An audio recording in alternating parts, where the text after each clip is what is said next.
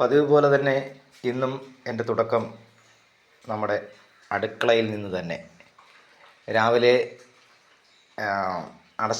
ഇന്നലത്തെ ചോറ് അധികം വന്നു. അത് ഒന്ന് തിളപ്പിക്കുകയാണ്. തിളപ്പിച്ച് ഇത് കണ്ടോ, വിറകിനകത്തൊക്കെ ഒരു ദിവസം മണ്ണ് കയറിയിരിക്കുന്നു. അപ്പോൾ അതാണ് ഇവിടെ എല്ലാം വീണിരിക്കുന്നത്. കണ്ടോ, ഇവിടെ എല്ലാം മണ്ണ് വീണിരിക്കുന്നു. അപ്പോൾ അതിൻ്റെ കാര്യം നോക്കും. പിന്നെ രാവിലെ പതിവ് പോലെ തന്നെ എല്ലാ കാര്യങ്ങളും ഒതുക്കി റെഡിയാക്കി കാപ്പി ഇട്ടു.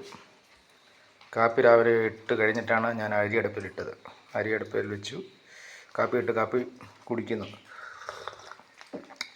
പിന്നെ കുറച്ചധികം വന്നത് ഞാൻ ഫ്ലാസ്കിനകത്തോട്ട് മാറ്റി.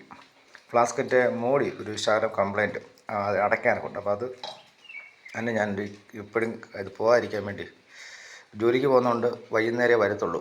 അപ്പം ഇന്ന് ആഗസ്റ്റ് 15 നമ്മുടെ സ്വാതന്ത്ര്യദിനം.